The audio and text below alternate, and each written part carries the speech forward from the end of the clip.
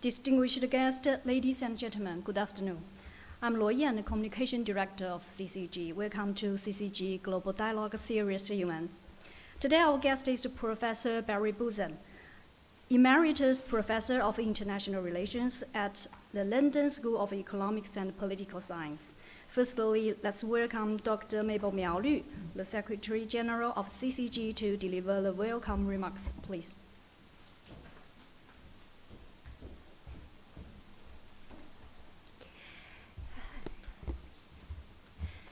Ladies and gentlemen, good afternoon. Once again, welcome to Center for China and Globalization. And dear Professor Buzan, welcome to CCG as well. Today we are delighted to have all of you at CCG Global Dialogue. Today our distinguished guest is Professor Barry Buzan, Emeritus Professor of International Relations, the London School of Economics and Political Science, LSE. We are also pleased to have Professor Buzan's former student, the representative of Adana Foundation in China, Mr. Johan Fuhrmann, and our special commentator is Dr. Liu Debing, Associate Vice President of International Affairs and Dean of School of International and Public Affairs in Jilin University. Our dialogue today will focus on the theme, the outlook for globalization. Of course, we welcome our distinguished host later, Professor Wang Huiyao, the CCG's founder and president. We know CCG is China's leading international think tank with extensive global influence. CCG is the first Chinese non-governmental think tank to enter the top 100 worldwide and the first to obtain special consultative status with the United Nations. CCG launched the Global Dialogue series, later will be presented in November 2020.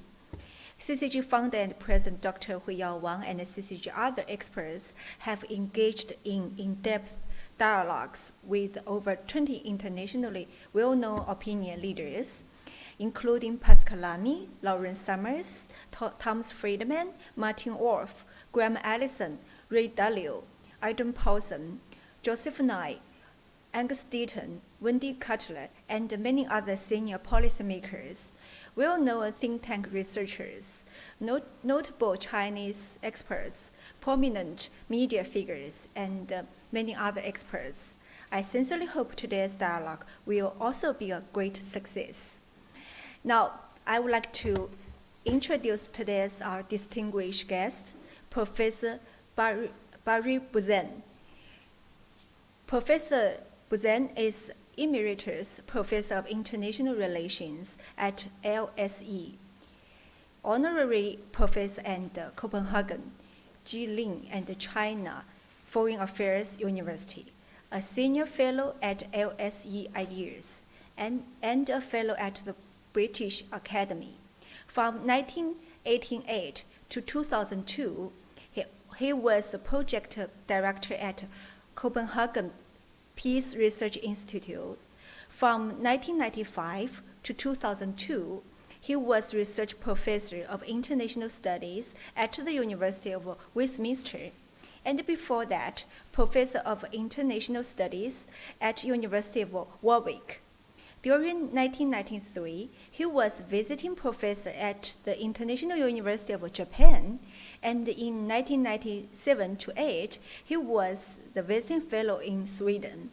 He was chairman of British International Studies Association 1988-90, vice president of the North American International Study Association 1993-4, and founding secretary of International Studies Coordinating Committee 1994-8. From 1999 to 2011, he was general coordinator of a project to reconvene the English School of International Relations. And from 2004 to 2008, he was editor of the European Journal of International Relations. He took his first degree at the University of British Columbia and his doctorate at the London School of Economics. He has written, co-authored or edited over 25 books, written or co-authored nearly 150 articles and chapters, and lectured, broadcast, or presented papers in over 20 countries. That's an amazing resume and experience. We so look forward to the dialogue. Professor Barry Buzan and Dr. Huiyao Wang. So next, I would like to invite our distinguished guest, Professor Barry Buzan, to deliver your speech. Thank you.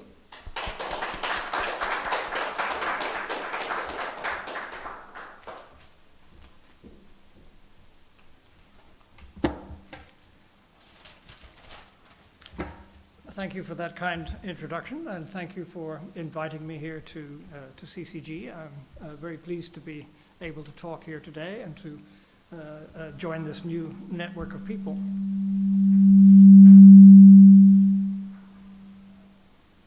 Okay. I'm going to try to give a broad overview, a big picture view of globalization, and I'm drawing this in part from a new book that Robert Faulkner and I have just finished. It's now in press and will be out in the autumn on the market in global international society. So some of the threads I'm going to speak to will come from that work.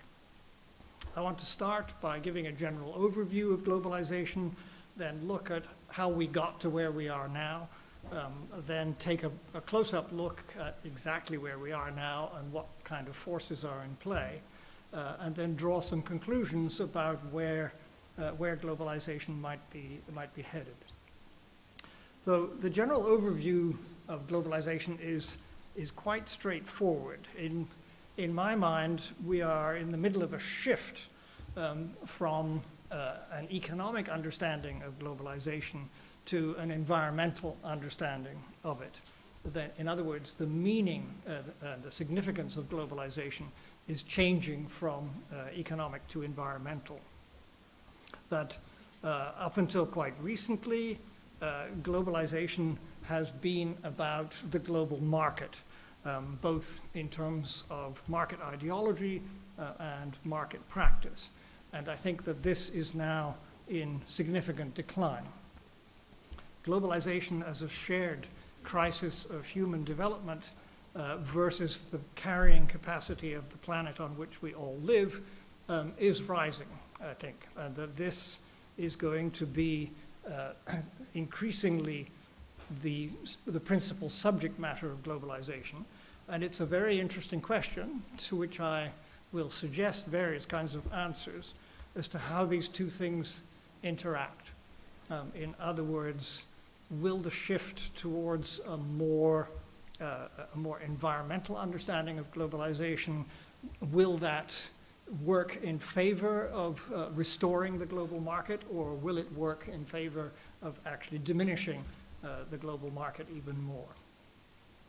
Now, if we turn to how we got to this point, I think here it's quite a simple story. The economic side of globalization can be understood in terms of almost a dialectical process which has been going on for more than 200 years between the global market on the one hand and economic nationalism on the other. And there have been a number of very clear cycles here. We are in, I think, the fifth of these cycles. So the first one ran from roughly 1840 to 1914, and when the global market was dominant. Free trade, the gold standard, and all of that. The first big outing of the global market. 1914 to 1945, a period of world wars, was a period largely defined by economic nationalism, basically because it was war economies for the most part. And then in the 1930s, imperial economic zones. 1945 to 1972, the so-called Bretton Woods period, was one of compromise, where, in a sense, putting it very simply, the global market was applied to trade, but not to finance. Right? So finance was restricted during this period. So it was a kind of compromise between economic nationalism and the market, because the understanding had been that the global market created too many difficulties in domestic labor relations and labor politics. From the 1970s to 2008, you have another period of the global market, the so-called neoliberal period, with extensive economic globalization, but this comes to a fairly abrupt halt with the big economic crisis in 2008. And then since then, we've been in a rather mixed period, a bit hard to describe, in which there don't seem to be any good solutions. Right? So it's clear that neoliberalism was overextended and unsustainable in a variety of ways. So there's a question on the table now: how much of the global market do we want to keep, and how much economic nationalism do we want to have? And there are arguments around those two things, and it isn't very clear where we're going to end up. So we're in a sense, a period of transition around a debate, discussion on those questions. So that's where we are now, I think, on the economic side of globalization. The environmental side is quite different and has been, in many ways, not very closely related to the economic one. In the consciousness of environment as a global issue and as an understanding of globalization in the sense we are all in the same boat didn't really get rolling until the 1970s. The Stockholm Conference in 1972 would be a good benchmark. By the time we get to 2015, there's a broad global consensus that states and peoples have a responsibility to address climate change together in some way. So there's an acceptance of that responsibility, although still a lot of argument about how to do it. Since then, there has been a steady rise in the costs of climate change. Not yet, it seems, significant enough to change a lot of people's minds, but people are becoming more and more aware that climate change is becoming an ever bigger issue. The key question then is, how do these things play into each other? Should global warming be addressed through the global market, or does the addressing of global warming require, in a sense, the cancellation or a pushing backward of the global market? That, it seems to me, is a very big question. If we move then to a more detailed close-up view of exactly the transition that we are going through now, it seems to me there are several broad factors in play at the same time, overlapping and interacting, often in very complicated ways, as this story works itself out. And I'd look at four factors here. First one is that neoliberalism created a crisis of liberalism and the global market generally.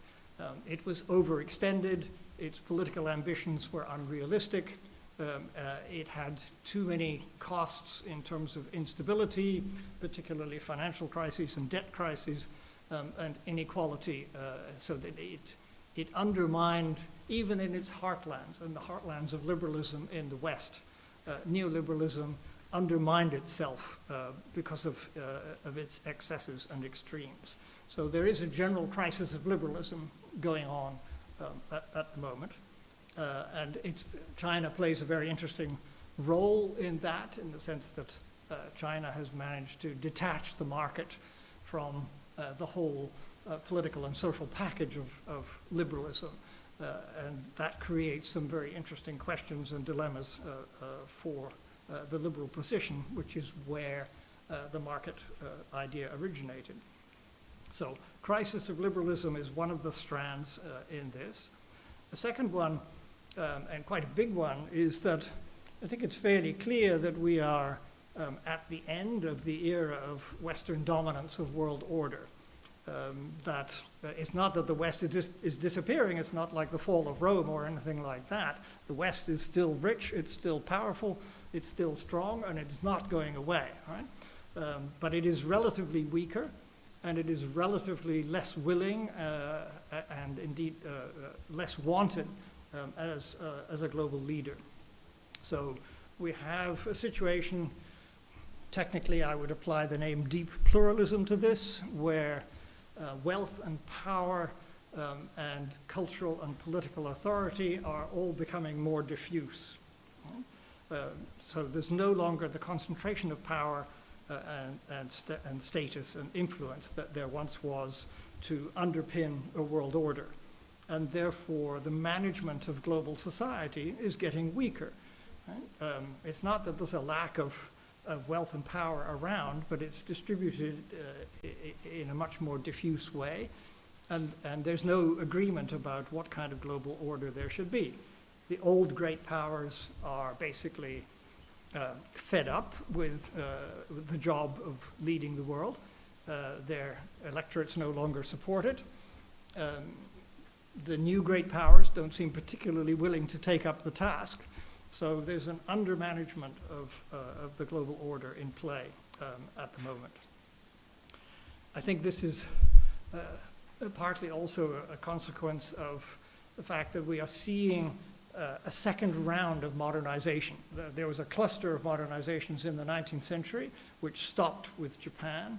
So Japan and then mainly Western countries were that first round. And then there was nobody succeeding in modernization until the 1970s. There was a whole century when basically nothing happened in terms of modernization.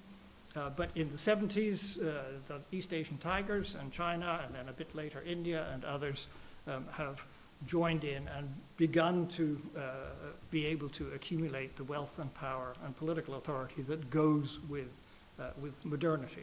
So there's a very big shift going on here, and we are kind of in the middle of that shift, and it explains a lot about why there is no consensus about what the global order should be. To make things even more complicated and worse, and I will say something unfashionable here, we're in a second Cold War, and we have been for at least the last 4 years. I know that there's a lot of political denial of this fact, but by any reasonable definition of Cold War, that's what we're in. Right? There are issues that are worth fighting about, but because of nuclear deterrence and other things, nobody dares to fight a war about these things, except, of course, the Russians. And that makes this a particularly dangerous kind of Cold War, and it is driving back economic liberalization at a great pace, and also preventing any kind of cooperation and coordination on global environmental factors. And then there's the rising crisis of global warming, which at some point will reach a tipping point in terms of how people see it. At the moment, it's an inconvenience. It's too hot, or it's too cold, or too wet, or too dry, depending where you are. But at the moment, this has not become serious enough, really, to change people's behavior in a drastic way. And it's a very interesting question as to what will have to happen in order for people's attitudes to change. I don't know the answer to that. It has to be something big. You know, the flooding of New Orleans or New York or Bangladesh is not enough. It's got to be something probably, I like the image of the Titanic here, because it has to be something big enough where a lot of rich people and a lot of property get destroyed all in one go, and then people will stand up and pay attention. So those four things are all going on at the same time here, and they interact in very complicated ways, which makes it kind of impossible to predict anything very definitively. Let me then try and draw to a conclusion on this. It seems to me then that environmental globalization is only going to get stronger. It's definitely going to get stronger in a physical sense, that the climate is changing and that's now kind of hardwired into the coming decades and unlikely to change as a trend. Whether this will generate a more social and political form of globalization around it is a big question. Maybe it will, or maybe it will just add into the second Cold War and become yet another set of reasons for people to be divided and to disagree and not to be able to cooperate to try to address these issues. Economic globalization, it seems to me, is not in a good position in this, because many things are pushing against it to more in favor of economic nationalism and less in favor of the global market. So the Second Cold War very much pushing more towards economic nationalism in all kinds of ways as countries want to reshore their supply chains and their industrial base. The crisis of liberalism, because liberalism was in a sense the intellectual fountainhead for the global market. This is also pushing or weakening the support for the global market. Anti-Westernism in the third world can often be mobilized against the global market as well. There's a lot of residual anti-capitalism inside anti-Westernism, and that's quite a big part of global politics at the moment. Happy to talk more about that in the discussion if anybody wants to explore that. And the weakening of global governments. There's a self-reinforcing cycle here. International institutions, think of the World Trade Organization, for example, are becoming less and less effective, less and less able to operate in this political environment of deep pluralism. So it seems to me the main, and I'll finish on this point, the main hope for the global market, in other words, the economic side of globalization, is that somehow it is made to serve as the basis for a global embracing of sustainable development. So sustainable development is where we have to go in order to address the environmental crisis and global warming. And that can be done through the market, but it can also be done against the market. And it seems to me that is the interesting political space that we have to play in if we want to carry on with a good measure of economic globalization. Thank you for listening.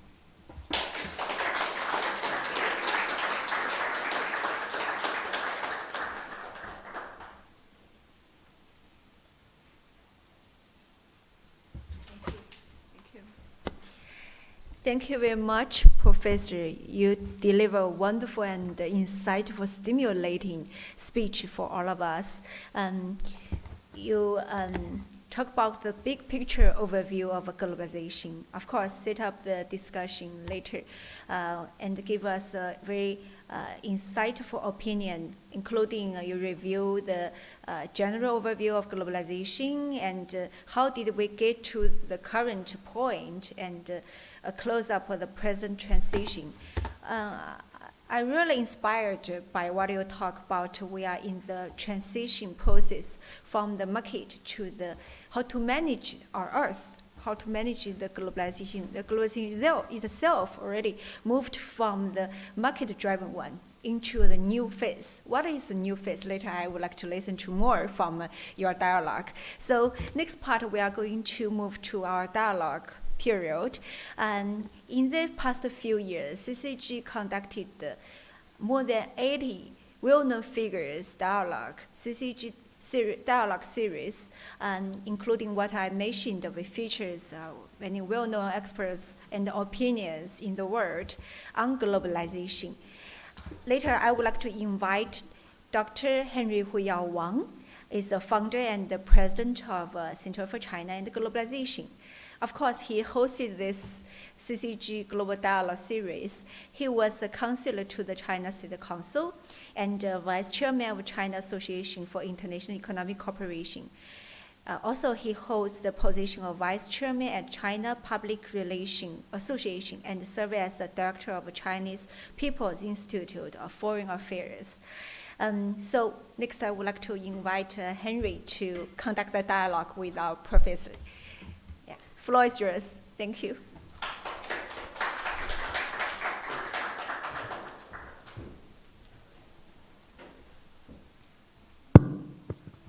Yeah, okay, great. Thank you, Professor Buzan, for your excellent keynote and opening speech. And also, I'm very glad to be joined by Dean Liu Debing, but also our friends from Adana Foundation. I know Danny Simon is sitting behind, who was the former provost of Duke Queensland University on the American side, and of course many think tank fellows and friends at this afternoon. But of course we're going to put it online. We have more people to watch this as time goes on. So Barry, actually you started a very good topic. You know, of course the topic for today is outlook for globalization. We know globalization has been on the fast track. I mean, let's put it this way, since you mentioned about probably since the Bretton Woods system, but also in the 70s that Asia took off, and then now China after that. But what has been seen now is actually the escalating of geopolitical tensions. We see also the big power competition has been intensified. Like when I was talking to Graham Allison just about 2 months ago here, he was also thinking of how we can avoid Hidde's trap. And also Joseph and I was telling me that maybe we're at the lowest cycle of China-US relations. Hopefully we could getting out of that. Maybe we can reach a new equilibrium in another 10, 15 years' time. But right now we're locked into this competition phrase, as U.S. Secretary Blinken put it. You know, we are in this competitive mode for a very long time. But I agree with you. You mentioned it very well in your keynote speech here. I think I totally agree with you that we are in the middle of a shift, probably for purely market economy to a more dynamic, more complicated war situation now. So, for example, the human security is less emphasized now. We're more talking about national security. We're not talking about also economic globalization was not emphasized. So I think all those represent an enormous danger to all of us. So what I can see now is you have give a very good highlight of the challenge we're facing and also the focus we're missing. We actually we haven't focused enough on the human security, particularly not on the climate, on the environment, on those common threats that the mankind face. So in your talk, you highlighted the shift from economic to environmental concerns as a defining aspect of the current globalization. And so, as a permanent leader in the international relation arena, which also you have emphasized the society approach. So, what do you think of this shift impacts the theory, both broadly and in specific terms? So, what would be the next really a big outcome of this shift? Perhaps you can give a bit more elaborating on that. So yeah, that's his own. Yes. Okay. I certainly agree that the language of world politics has shifted into a geopolitical language, and it seems to me that is one extremely good indicator of a second Cold War. When people start to talk in geopolitics, then you're in a Cold War. But whilst I say that, I think when you use a phrase like locked into competition, that raises alarm bells for me. Right? So I am not a fan of realist thinking about competition, because realism is a self-fulfilling prophecy. The more people who believe what the realists say, the truer what they say will be, because they say conflict is inevitable. If you believe conflict is inevitable, then it becomes inevitable because you believe that, and so does everybody else, so their behavior goes that way. Right? So I think one has to be extremely skeptical when listening to realists who make that kind of argument and say conflict is inevitable. We are stuck with this, there's no way out, etc., etc. There's always a way out. It just requires a different kind of politics, a different kind of mindset. The realists may actually be right most of the time, but they are not right in principle. And by arguing the way they do, they close the door to any other possibility. So if you believe the realists, then there's nothing to discuss here. It's just going to get worse, and there will be more and more conflict, and climate change will play into that conflict. It will divide people, add to the reasons why they fear each other and are suspicious of each other, and play against each other in these kinds of power games. Right? So I think you can take that point of view if you want to. It's a very easy, in some ways quite a comfortable point of view. It just happens to be wrong. I will start from that position, and I need to be clear about that. The realist position is now having a moment in history because, as I mentioned, liberalism is in a degree of crisis, and liberalism has been the main counter to realism for the last century and a half. So the decline of liberalism puts a burden on those of us who want to encourage globalization in its positive way, of meaning that as a species, as humankind, we think like a species and behave like a species when we are confronted with a common problem. Right? So liberalism has been the vehicle for that, and liberalism is now in some disarray. So I think the point I was trying to suggest about climate change was that this might be something which can be built upon. It's a new factor in the game, and it's definitely, it puts us all in the same boat. None of us can fix it by ourselves, but we will all bear the consequences of it if it isn't fixed, and therefore it's a very big collective action problem that doesn't require you to be a liberal. Right? It just requires you to recognize that you're in the same boat as everybody else, and that the boat is sinking, and that something needs to be done about that. So it seems to me, if one is looking for the space for political action, it's the interplay between what's, I don't want to say that climate change is good news, but there is at least some good political potential there for what might be done. Now, you asked me what comes next, and well, in all honesty, I can only say I don't know, because the climate scientists don't know what comes next either, right? So I have a very strange vision of optimism here, which is to say that what we actually need is for climate change to get steadily, and I underline steadily worse. Yeah? Because the other alternative is that climate change gets suddenly worse.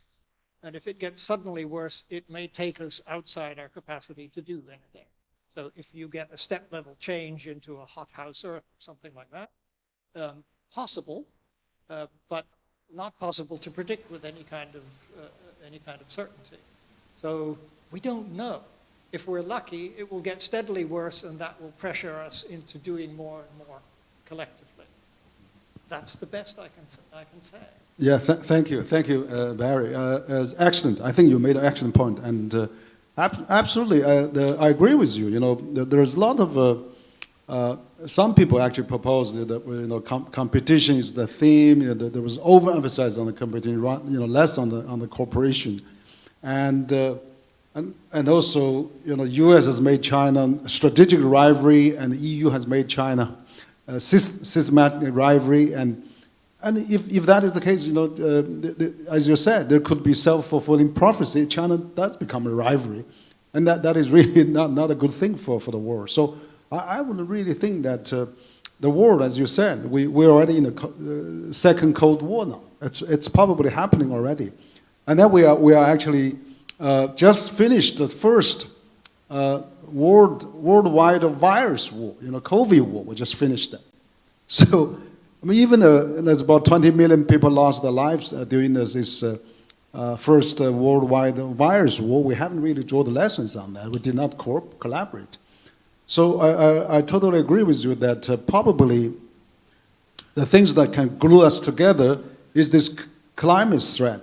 We need to build up this new climate globalization so to speak, as you suggested, that we find a common ground and then we can work together. So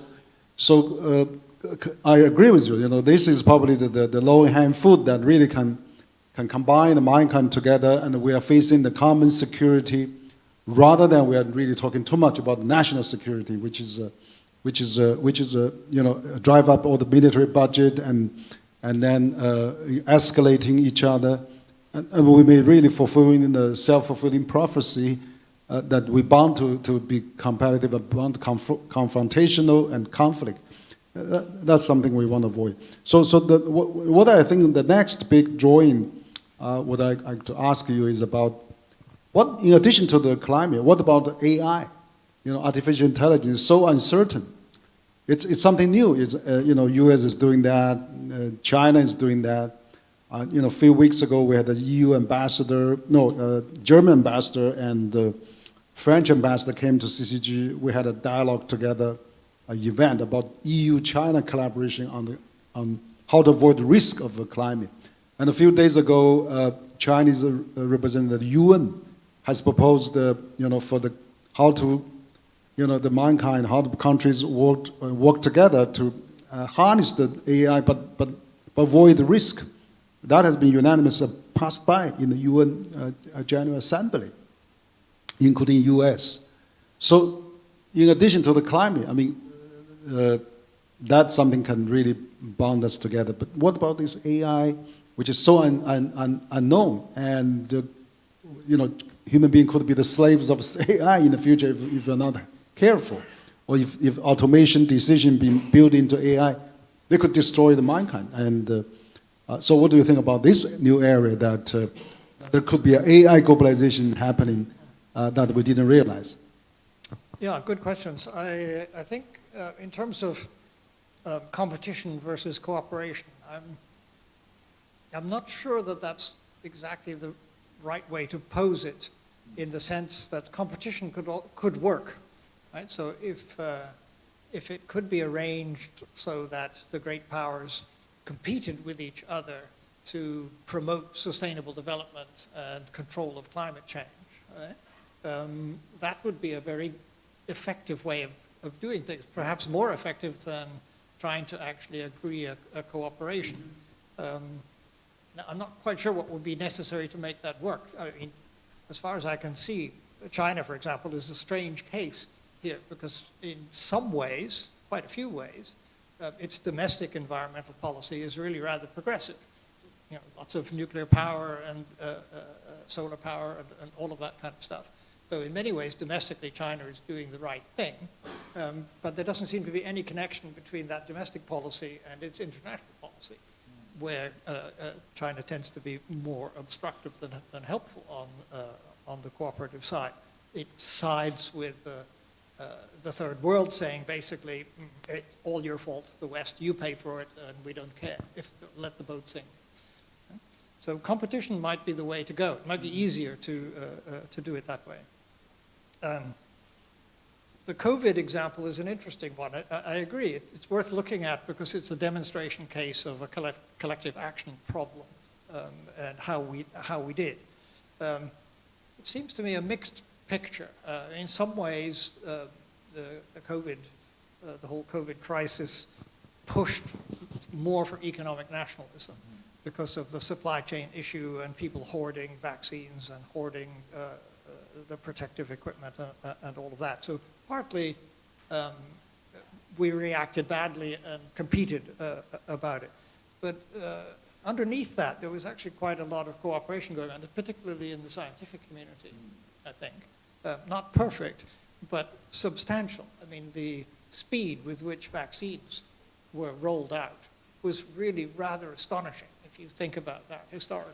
I mean, within a year or so, there were good vaccines available and they were being mass produced, which is amazing. That kind of problem could be solved that quickly. And so scientific collaboration, while not perfect, was a big part of that. So it's a mixed picture. You get some good sides, some bad sides. On AI, okay, several points on AI. I think the one thing I'm absolutely sure about AI is that we are going to have a lot more of it very quickly, and it is absolutely unstoppable.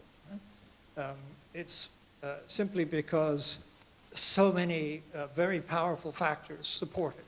Militaries everywhere are absolutely keen because they know if they fall behind, they are lost. And that's a very standard situation in military establishments. They've got to keep on the technological edge. Corporations are desperate for this because they think there's money to be made out of it. Scientists are very keen on it because there are careers and Nobel Prizes and all sorts of other things to be got out of it. The public is increasingly keen, even though there's some negative associations with AI. But, I mean, when you have your first encounter with ChatGPT, I mean, you go, that's amazing. You know, so people are enthusiastic about it because it's in many ways, it's an absolutely wonderful transformational technology. So many, many factors are pushing in favor of this, and it is not, like, it's inconceivable that it would be stopped. Right? So that will have good sides and bad sides, as most things do. It might, on good side, it might help us with the climate change problem because it increases one's analytical capability hugely. You can see that already partly on the vaccine issue, that the application of AI to searching for new kinds of drugs and new kinds of chemicals, that kind of search capability for scientific understanding is really enhanced by AI, and that's going to increase by leaps and bounds. So it may be that this is one of the things we absolutely need to solve the problem of climate change, because it will enable us to analyze better the things we can and can't and should and shouldn't do. AI is going to be part of the general militarization that's going on with the Second Cold War, inevitably. And you don't need to be any kind of great expert to follow the literature on that. Just read the military analysis in The Economist, and you can see exactly what's going on there, and very, very quickly and very powerfully. So that's a negative side there, but I don't think we can do anything about that. It's just, the forces pushing that are too strong. And the other element I think I'd mention there is surveillance. AI is going to very much amplify surveillance societies. Now, we're all living in surveillance societies. It's done differently in different places. Here in China, the government does most of the surveillance. In the West, it's corporations that do most of the surveillance. But the government in the West can always get the information from the corporations if they want. So the systems are different, but in some senses, wherever you are and whoever you are, everything about you will be known and traceable. This has all kinds of implications, kind of social and political, which bigger topic than we have time for here. How and whether that might play into the climate change question is interesting, because if everybody's behavior is in principle public, that might become a useful factor in how climate change is addressed, how the behavior of the public is changed or controlled or manipulated in whatever way to serve the goal of sustainable development. That's a very complicated question, and I'm not exactly sure what it would look like, but it seems to me that's a very likely area where AI will play a big role. Great. Thanks, Barry. Absolutely, you mentioned quite a few great points. I think I agree with you. I think corporations should be more, probably put it in a more constructive mode, which is that it does benefit a competition as well. And we can see one of the examples I can give is that, there's a huge global deficit on infrastructure worldwide, where China realized that, and China has actually put forward on the Belt and Road Initiative. And to really benefit in the global South countries, like China has already invested $1 trillion, about 3,000 projects across the developing countries. So 7-8 years later, then we had the U.S. proposed Build Back Better World. US-style infrastructure project. And EU put the EU Global Gateway. And India has put Indian Middle East Europe corridor. So, yeah, because China did that, everybody's, oh, there's a big deficit on the infrastructure. And then they actually come up with their respective plan.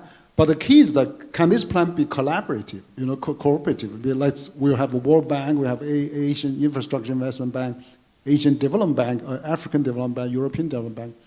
Can they really work together? So can we have an Olympic-style cooperation? Another example I can think about is this, you talk about environment. Even we are facing the environment challenges now. But 15 years ago, Beijing was heavily polluted. There was smoke. Foreigners come told us, oh, you're so polluted, we don't want to come to Beijing. And the US Embassy started to monitoring the PM 2.5 on the roof of US Embassy in Beijing. And then they announced that on a daily basis. First, the Chinese was not happy about that, but later on, they accept that, and then they made a huge determination to change that. So after a decade later, China, Beijing used to be heavily polluted by the automobile, diesel, gasoline driven. But now half of Beijing automobile is EV now. And then China become the leader in the EV market, solar panels and batteries, and Beijing get more clean. So that's another thing, sort of competing. But then we have been facing all those tariffs, 100% from US, 38%, 20 to 38% from EU, blocking Chinese EV cars. So you see, even for the climate, something that is so common that we want to change. For example, International Atomic Agency forecast, follow the Paris climate agreement that we need to spend 4.5 trillion US dollars on green spending annually. We only spend 1.8 trillion. And then the world needs 800 gigawatts of green power. We can only do a quarter of that. Far from oversupply. So you see, sometimes the politics also blocking this kind of process.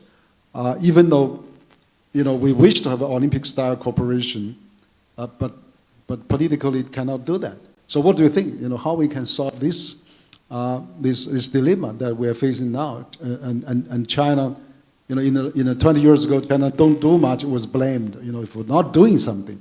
Now China has really taken a big stride forward. Did quick upgrading, and then you are doing too much. You are oversupply, overcapacity. So it's really in a difficult situation. How can we solve that? Or maybe explain to the world, even with this climate awareness, that we have to work together. I hope I'm not giving you a too hard question. No, that's all right. I just, in order to hold these things in my head, I need to write down the key points. I'm on the question of the BRI and its imitators, and the kind of global financial infrastructure, as it were, and how it relates to development. That's not an area I know a lot about. I think so. I would put the question back to you: are these organizations, or how committed are these organizations to sustainable development? Always, when I'm looking at these kinds of questions, I'm looking for where's the scope for political action? What can we still do something about? Where do we still have meaningful choices about how to influence things? If these outfits are not fully committed to sustainable development, then they need to be pressured in that direction. So I don't know the answer to that question, but perhaps you do, in which case you could say. The question, the case study of Beijing air quality. I'm one of the beneficiaries of this particular change. I remember the days of Beijing smogs and all of that. And I was born in London in 1946, when smog was an extremely serious problem in London, and it actually played a big role in the life of my family. My family had to emigrate to get me out of London because the doctor said, if you don't move, you will lose this child. And like good parents, therefore, they moved, and therefore, the rest of my life kind of followed from that. So, air quality has been a big factor in my personal story. And been to Beijing often enough to appreciate the change. It's blue sky. Hey.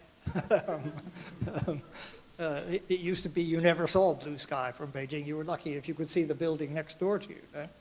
So a big change. I agree. I also agree that, and here I'm going to sound a little bit like The Economist, that actually the best way forward would be if China were allowed to export its green technology more or less freely, regardless of whether other governments think that it's subsidized and therefore the trade is unfair because the Chinese companies get all kinds of cheap loans and blah, blah, blah, blah, and therefore nobody can compete with them because companies elsewhere don't get those kinds of support. But even so, I mean, on free trade principle, the argument would be this will, if the Chinese want to sell these things at less than the cost of production, then we should buy them. You can bankrupt yourselves, saving the rest of us, as it were, and that's fine, because it's still good. It's still good for us. We get the same thing cheaper. Right? But the problem with that, I mean, there's a good. If you're a pure economic liberal, you can think like that. But most politicians are a very long way from being a pure economic liberal. They don't think like that. They have to think about the security side of things. And there's no question at all that the Second Cold War has poisoned the atmosphere about this, right? Because a lot of this kind of trade has been weaponized to the extent that trade produces dependencies. And you saw this in the COVID crisis. If people, the standard liberal argument about trade is that you don't have to worry about security because there are always lots of suppliers. So if you don't produce this thing yourself, several other people do, and therefore you get to choose who you buy it from, and that's where your security lies. But in the case of China, China has, as it were, monopolized a certain number of industries by subsidizing them, and therefore nobody can compete with them, and therefore there's only one supplier. And China is more or less completely ruthless in weaponizing trade dependency. Right? It's very quick to punish people if they do things it doesn't like, and if there's a trade dependency there that they can be punished with. Think of Chinese relations with Australia, for example, or Canada, or Norway, or a dozen other countries with whom China has tried to use trade dependency for political purposes. So that, that tendency was there already. And now that we're in a second Cold War, the whole security issue becomes politically much more prominent. And the security issue will always override the trade logic. So basically, politicians now have to answer to populations who say, we do not want that COVID thing to happen again. Right? We do not want to find ourselves in a crisis where we find, even a big country like the US, we don't produce this stuff, and therefore we're completely dependent on our, on somebody we think is our enemy for the supply. No, that's not politically acceptable. And so the Cold War is poisoning the trade atmosphere there. And the logic, which is perfectly sound, I mean, I agree that in an ideal world, that should happen. That everybody should buy that technology as quickly as they can, and that would help to green development faster than anything else. But it's not going to happen because the political environment that supports it has collapsed. Well, it's very unfortunate to see that. That's right. I mean, I remember, every year when they have a COP 27 or 26, or even now going to be 28, there's a complaint there's not enough funding, financing, money pool to really helping the developing country to fight the climate change.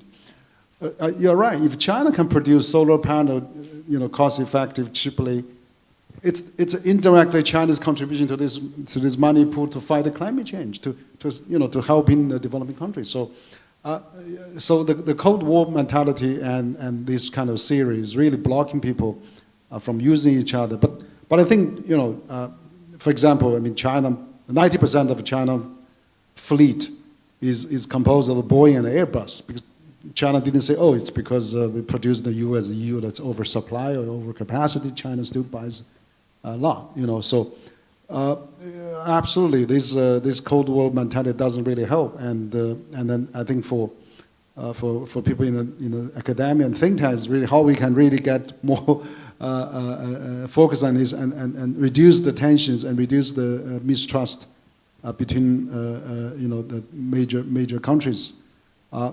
So I would like to think now. For example, we are seeing the developing world is getting really big. We're having a BRICS summit coming soon, and the last year the BRICS summit doubled, right? That's also a new wave of globalization because they want to join the BRICS because they see the economic benefit, and so we are maybe living in a more fragmented world now, and a unipolar world is gone, and then the multipolar world system is not there yet, even though the multipolar countries are coming up, and also there's mid-power countries and many countries like that.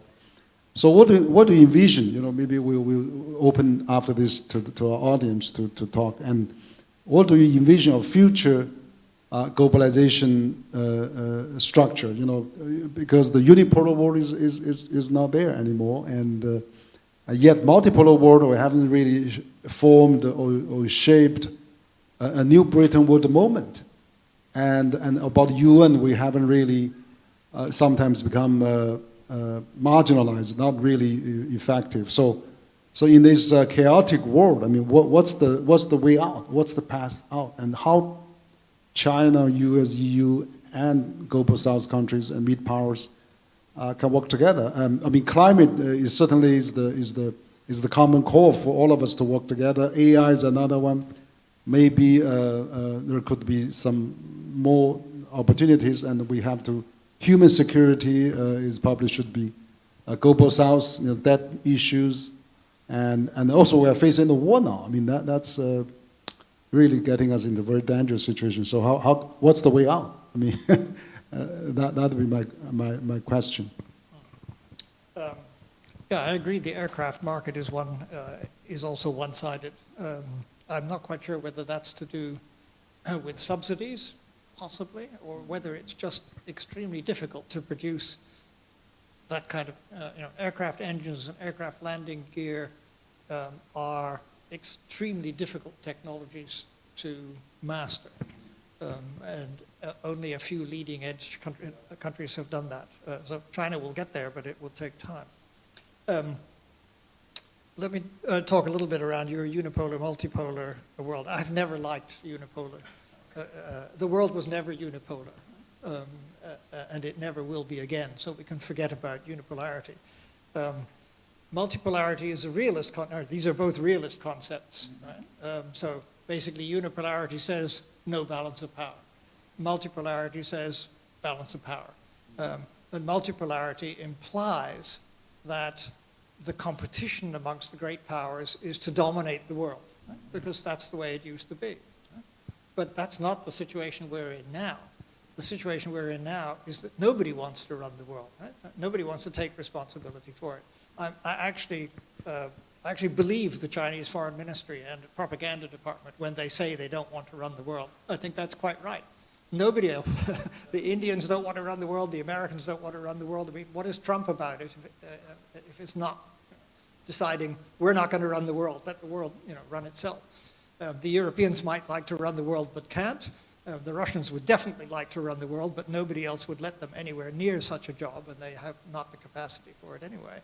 So we're in a world where the old great powers and the new great powers, none of them want to run the world. Right? And that's the problem.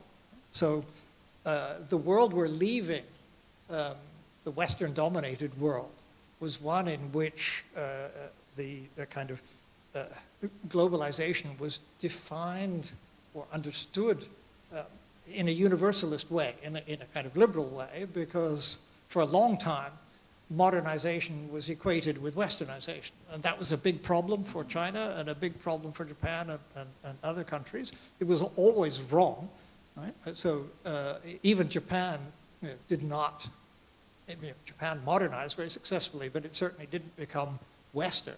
I mean, I've been to Japan plenty of times, and I can tell you, it is not a Western country, right? It's a modern country for sure, but it is absolutely not a Western country. And China is going down the same route. It's modernizing, definitely a modern country, but definitely not a Western country. So what we're going to get is a kind of more and more universalized modernity spread more widely through the world, but with different interpretations and different understandings. So the liberal understanding, which has been the only understanding of modernity for a long time, is now giving way to a world in which it is perfectly obvious, led by Japan a long time ago, though nobody recognized it. The Japanese were the first people who modernized without westernizing. They adopted some Western elements, but they didn't become Western. They didn't surrender their own culture. And that will be increasingly the case. So we will be in a world of diversified modernities, which will have different kinds of societies and different kinds of politics attached to them. So the world that we're heading into is going to be a decentralized world compared to the one that we've been in. It will be decentralized in terms of wealth and decentralized in terms of power and decentralized in terms of political and cultural authority, much, much more than it has been during the Western period when there was just one central power, wealth, and culture. Okay? So we've never been in a world like that before, ever. It's an entirely new thing. We've been in a world which had many different cultures and civilizations in it before, but then they weren't very closely connected with each other. So China was quite remote from the Mediterranean cultures and all of that, and the Americas even more so. Now we're in a world in which cultures are different, and they are increasingly equal in terms of modernization, but they are extremely interdependent, both economically and also now in relation to climate change and kind of planetary management. That's a new world, and I think it's therefore, whatever assumptions you make about it, have to start from the idea that it's going to be a relatively decentralized political order, and the question will be whether that order can agree that it has some common problems which need to be dealt with together. It is not going to be aiming for a universal political order around liberalism. So the kind of Francis Fukuyama model is gone. This new model is something completely new, and we have to try to work to find a way of respecting the differences and operating with the differences, but being able to cooperate when we need to for collective purposes.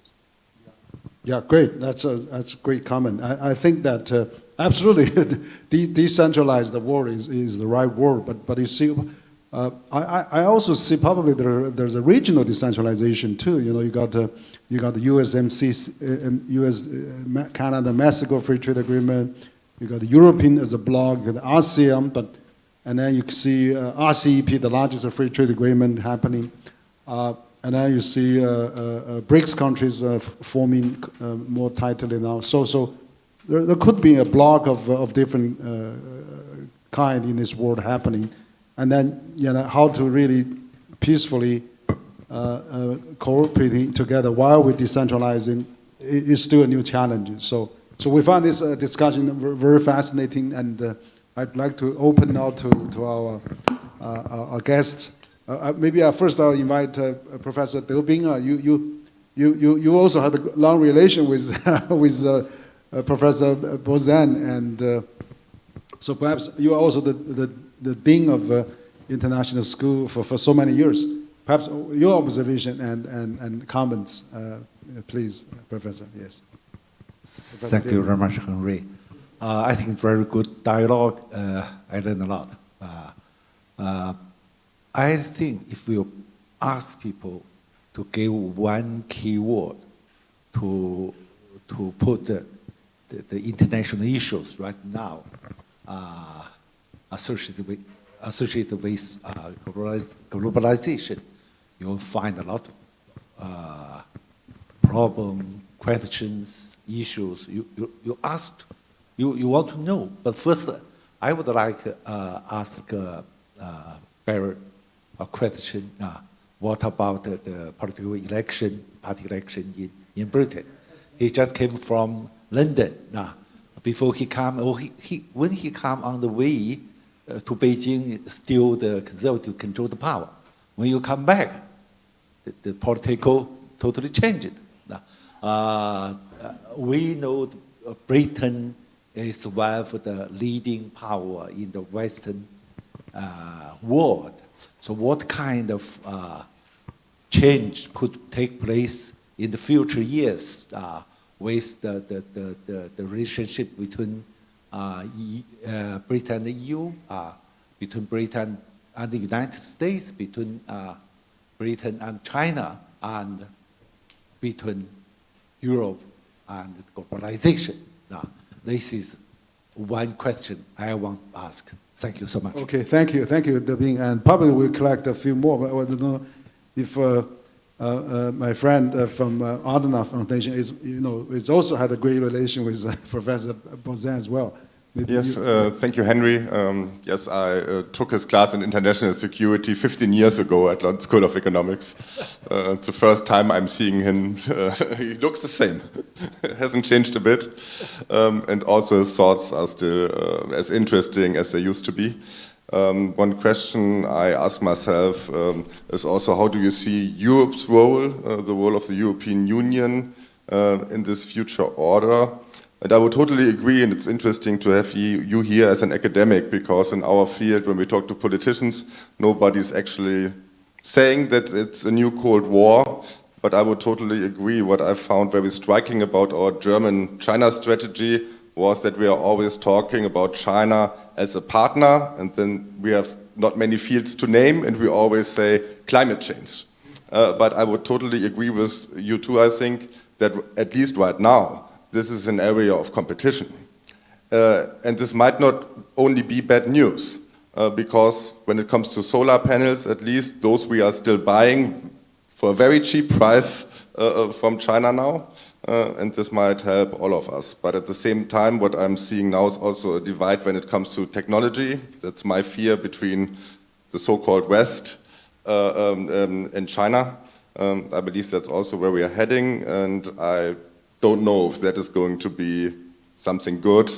I fear it's rather something bad when I see that the free transfer of technology is simply not happening anymore. That's a good question. So we have a question from China, from German. Maybe we have one from American. And Danny Simon is the chair of the AGTO. So maybe you can share a bit of your point. Okay, 那个麦给他，那个在后边。Dennis. Thank you very much.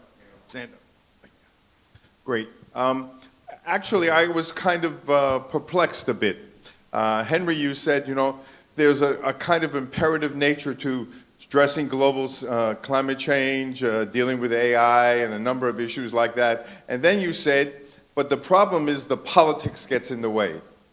And I'm wondering, maybe the politics is in fact the show. The game is really not either global climate change or AI or whatever, public health or COVID. It really is the politics.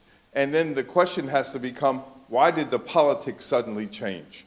So, and then you look at the bigger picture, was this age of globalization the aberration in a world in which, even though I know Professor Buzan said he doesn't like the realpolitik kind of model, but maybe the world is in fact much more Darwinian than we like to believe, and that the aberration really was the last 25, 30 years in which we did things in the world in a way that we almost had never done them before. And I know there's a lot been written about, the roots of globalization going back into ancient times in some cases, etc. But the reality is that, in fact, maybe the nature of the current political situation is much more the norm, and that the politics itself is really hasn't changed very much, and we have to ask ourselves, what happened during that short period in which globalization proliferated that made it all possible? Because somehow we let that go and get out of the cage or whatever, where it was, and we're back to where we had been. So whether we call it a new Cold War or whether we call it something different, the reality is that we may be leaning back to the norm. And I will tell you, you ask American perspective, if Donald Trump becomes the president again, it will be even more so the norm. The philosophy of make America great again is not, very different than what a lot of other countries are talking about, their own renaissance of bringing back the greatness of their own country. So I'm just wondering, when you say politics gets in the way, I would push harder and say the politics is the real game of it all. And how can we restructure or reconfigure the politics so it can allow for the kinds of things that happened over those last 25 years that seem to no longer exist? I'll stop. Thank you, Dennis. The good question. So for this round, we let Barry comment first. We have another round. So perhaps you can give some your feedback, Barry. A modest set of questions. About the UK election, thanks to the great Chinese firewall and my inability to make my VPN work, I don't know the outcome of the UK election because all of my connectivity is gone. I know that Labour won, but I don't know by how much. So if anybody knows, tell me afterwards, because I'm quite curious. I would dispute your characterization of Britain as a leading power. Right? Britain is now a rather minor power of extremely little consequence as a result of the last government having taken us out of the European Union. Britain, the ridiculous slogan of global Britain in a world that is deglobalizing very fast. That's how wrong they got this. The country is not quite bankrupt, but close. So it's very heavily indebted. So the incoming government, whilst it will want to have easier relationships with the EU and it will want to try to address the problems of low productivity that have plagued Britain for a long time, it doesn't have any money to play with. Right? There just isn't money there. So they've either got to raise taxes, which will be very unpopular, or not do very much, which is the more likely outcome. I guess the main good news is that relationships with the EU will be easier because there isn't that kind of big ideological wing in the Labour Party that is obsessively anti-European as there is in the Conservative Party. So there will be some changes, and they will matter very little to the rest of the world, although it will be a bit easier with Europe. On the European question particularly, how will Europe operate in a deep pluralist world? Well, I think the EU is having to learn to think geopolitically, which it has never done and never wanted to do before, but has now been thrown into this by the Russian invasion of Ukraine. And I take that the Ukraine war is extremely serious. Right? I mean, it is a very, very dangerous war because it's basically a war about a civilizational boundary, and the stakes are extremely high on both sides. If Russia loses Ukraine, right, then its whole claim to be a kind of Slavic Orthodox trans-Eurasian civilization collapses. Right? Gone. If Europe loses Ukraine, then the whole rhetoric about Europe as being in decline and no longer consequential, the third world rhetoric, and also, I'm sorry to say, China and Russia participate in this rhetoric of Western decline and all of that, that will then be reinforced. So the stakes for both sides are extremely high. You are seeing the boundary between the EU and the Russian sphere being extraordinarily militarized and very quickly. I mean, the idea of Finland and Sweden joining NATO after having decades in one case and centuries in the other case of strong traditions of neutrality, I mean, that's absolutely transformational. I mean, it's mind-boggling, in fact. So this is a very, very serious war. Neither side can afford to lose. The likely outcome is that it goes on and on and on for a very long time. And the big immediate question is what happens if Trump wins the election? Because Trump is a completely unpredictable factor, but mainly it seems that the Russians have something on him, and therefore he's a Russian puppet. He plays to Russian foreign policy interests and uses Russian foreign policy tropes. So, I mean, I think the curious thing about Trump, getting on to the third question, is, you know, Trump and his slogan of "Make America Great Again." Trump has, I think, utterly and totally failed to realize that what made America great was not only its material and technological and cultural strength, but the position that it held in the world, where it had a lot of friends and allies. In other words, it had a strong social position and had cemented that with a whole string of intergovernmental organizations and multilateral processes and everything. That is what made America great. That a whole range of other great powers were prepared to go along with it and accept its leadership because the terms were okay. Right? Trump just doesn't get that at all, and therefore he is throwing away, in my view, about half of American power.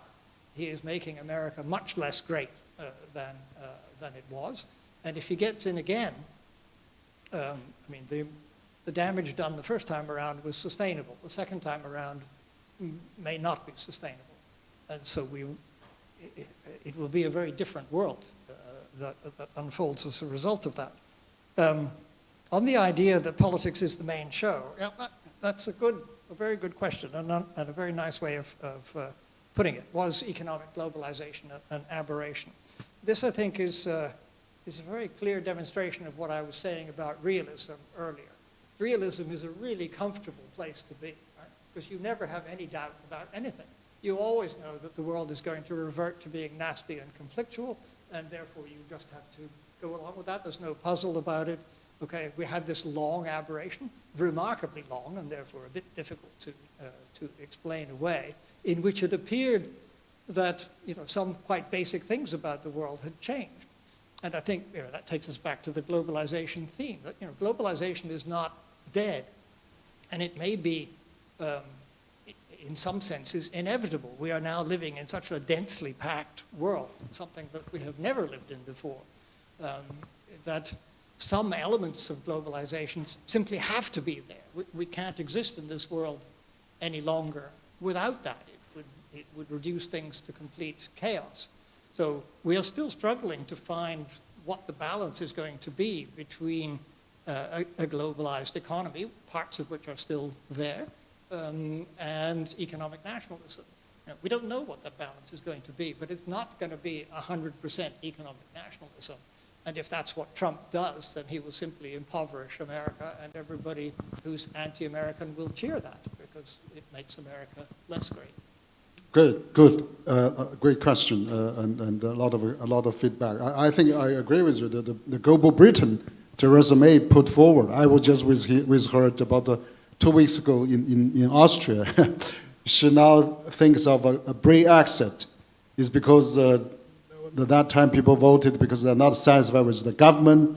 They just anchored on the Brexit to leave the EU. But looking back is probably a terrible mistake. I agree with you. So we have to find that back. For EU, I would think, you know, now EU is so important. Rather than totally one-sided, it could be really instrumental mediating China-US relation in the middle, so that we still have a multipolar world, multilateralism continue. I agree with you on the American, the international social capital that US used to have is because so many webs of a global organization, global Bretton Woods system that sustain that. And if they really detach from that, you know, US impact will be greatly minimized. Now we have the second round, and okay, sure.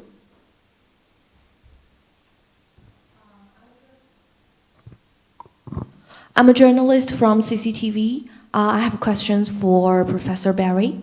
The first one would be, how do you view China's role in improving the effectiveness of global governance? And the second one would be, since globalization and global governance facing multiple problems and challenges, how do you view the role of multilateralism in global governance and the last one would be, what would be the trend of globalization in the future? Thank you. Okay, maybe we'll get a few. Yeah, there's another one, yeah.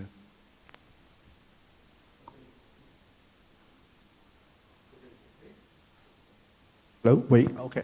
Thank you, Professor. I'm very happy today we can have a chance to talk with you. And my question is maybe it's very easy. Okay, the journalist from the Worldviews. And my question maybe is very easy, but maybe answer is difficult. Just about the globalization.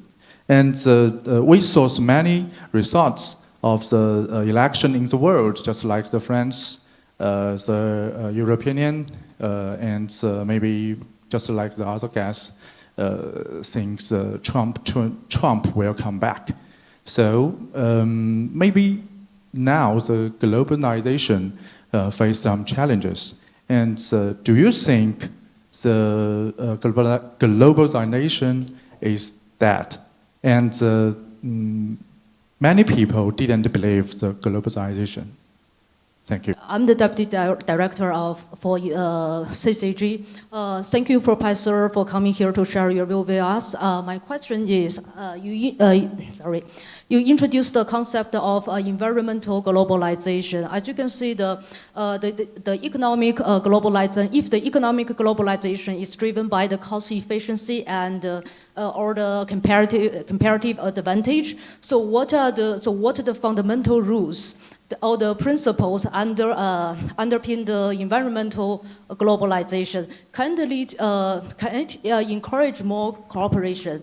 Because inside the cooperating, as you can see, the countries are vying with each other for the dominance in energy transition. So what are your thoughts? Thank you. Okay, we just maybe answer those. There's enough in the pipeline. Yeah. So Barry, maybe you can give your comment. Yeah. Okay. First, to your point about will the EU be able to mediate China-US relations? I would think potentially that might happen, but not until there's some kind of resolution to the Ukraine war. From a European perspective, China is now deeply, deeply implicated in supporting Russia in that war. I know there are disagreements about that, but I'm just saying that's the perspective. Yeah, okay? No, that's true. The perspective is there, but I do think China has a huge influence and impact and enormous role to play to mediate this war between Russia and Ukraine.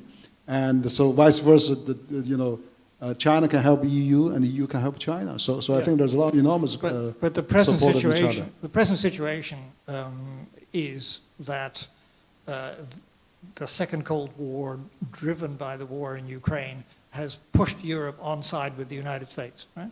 So they now both think that they are against China and Russia, and that China and Russia are in effect an alliance. I know China doesn't have alliances, but. No, I don't think because like a duck if you look at the substance, Barry, if you look at the substance, China said all the things support EU. China says sovereignty, territory of Ukraine should be respected. President Xi told Olaf Scholz that no nuclear war should be fought in Russia. So in Ukraine, if Russia cannot fight nuclear war, what power does it have? And then when President Macron came, President Xi called Zelensky, and China have an envoy. To mediate already now among those countries. China has proposed a peace plan with Brazil and another 40 Global South countries. So the only China hasn't go to the 100% position for Russia, for EU on Russia is because China wants to safely the face to Putin. When the time comes, China can intervene. And but on the other hand, there are some people in China think if China is doing too much, what after the Ukraine solved, then they all chase after China, So because they view China as rivalry number one, actually, before Russia.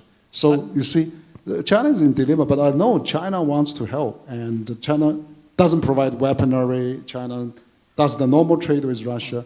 But in the Western press, that has been always interpreted. China has been, support so strong with Russia, but not necessarily. If China provide weapon to Russia.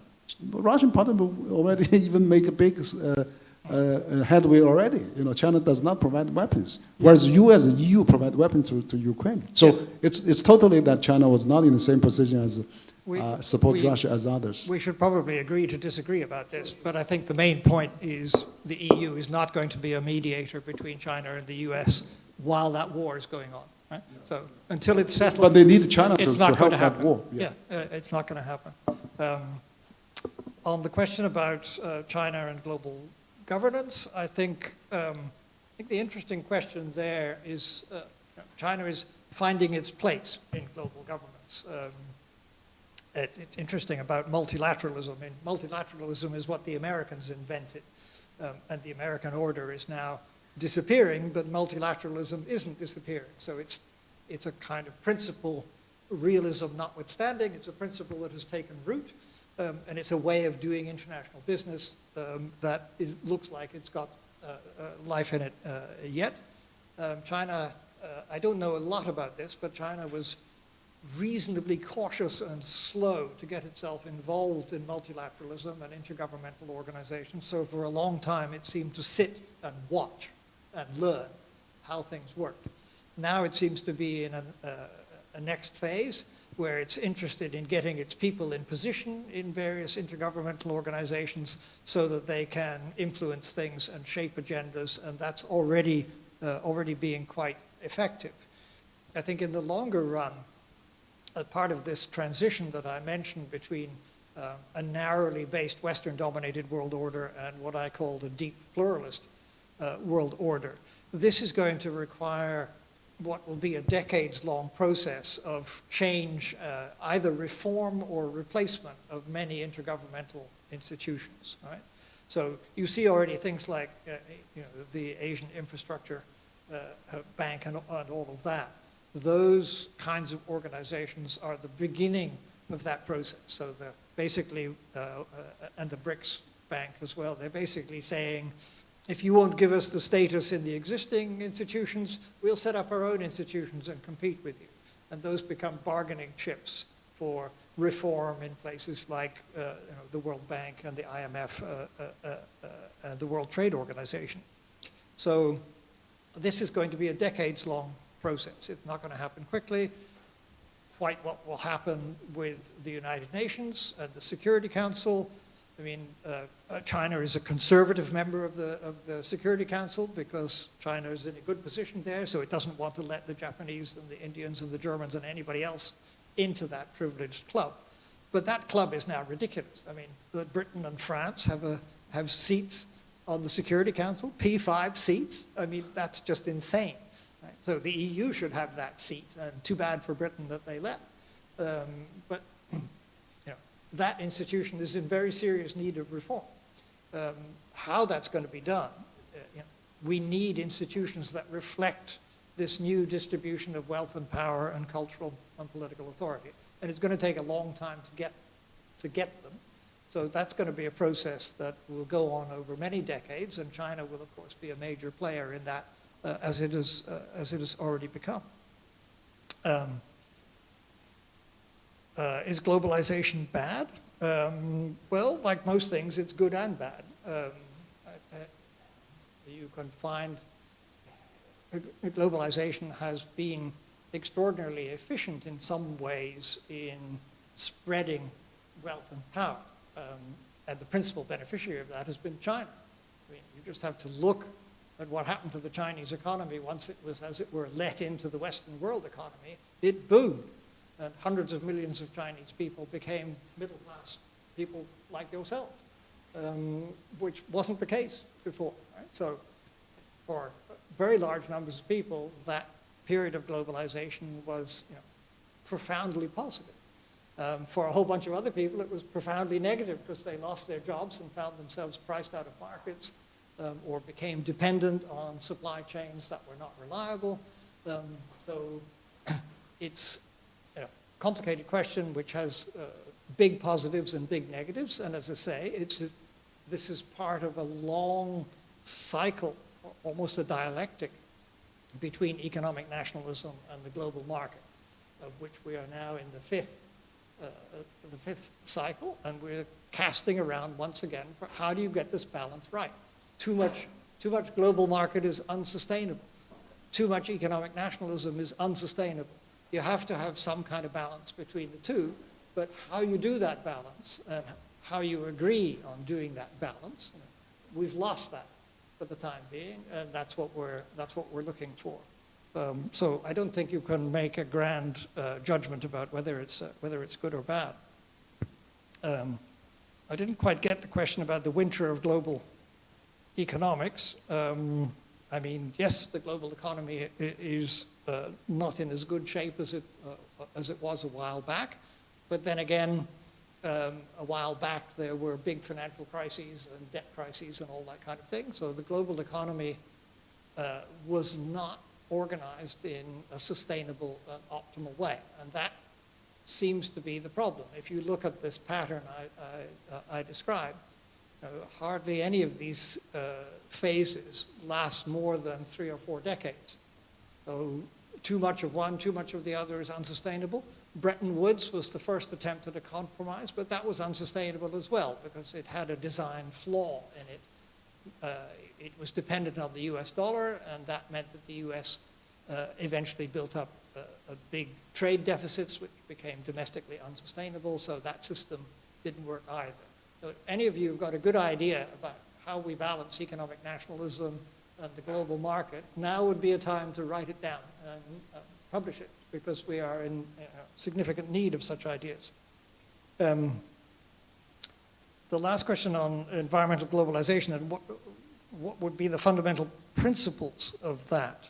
I think if you're interested in that question, it's worth investigating the work of a group of people who identify themselves as Earth system scientists.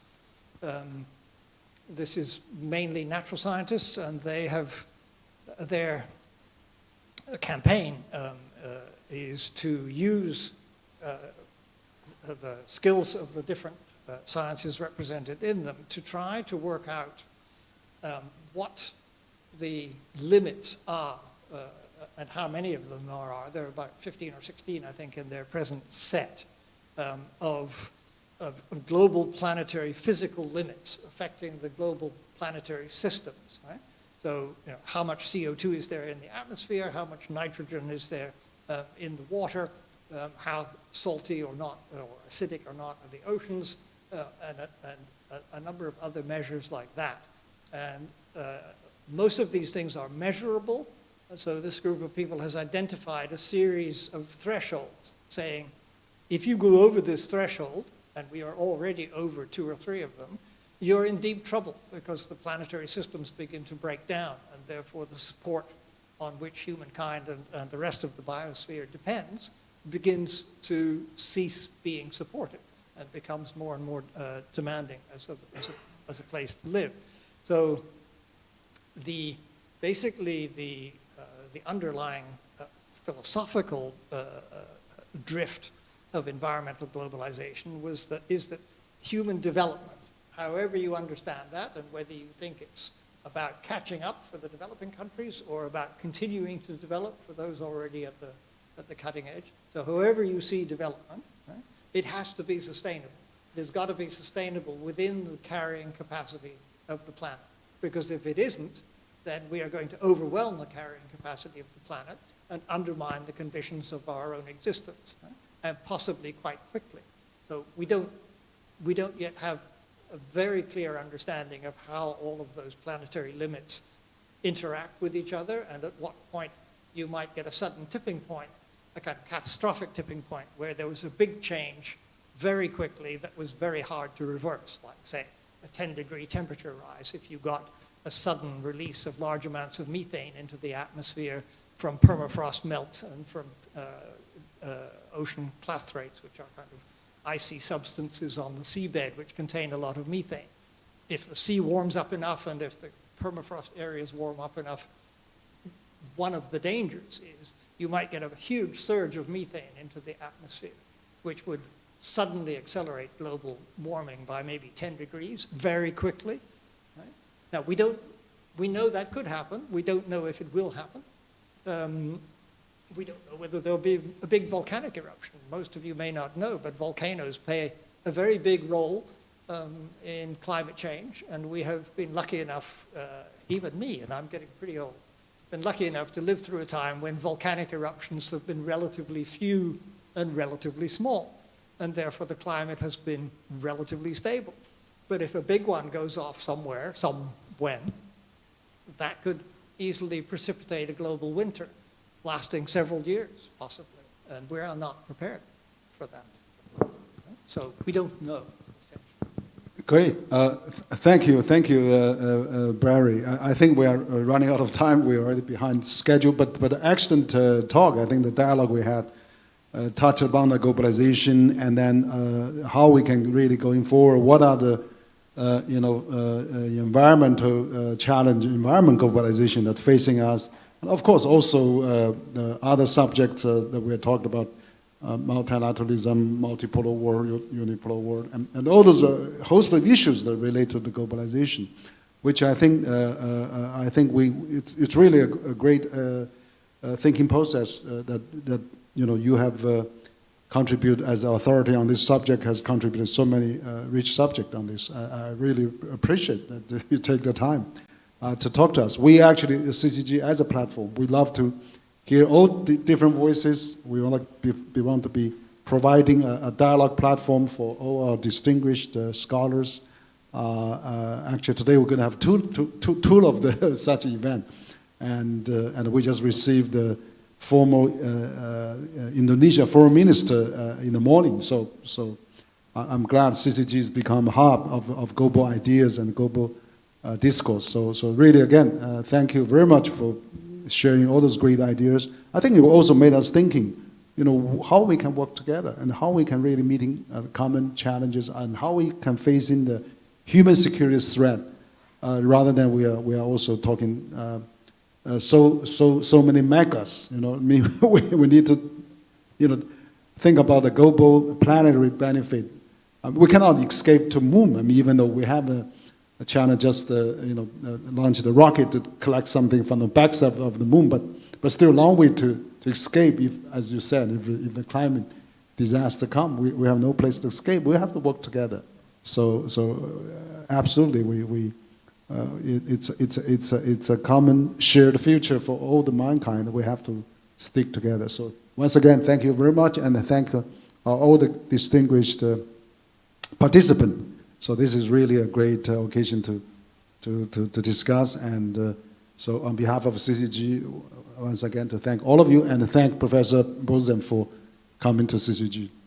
Okay.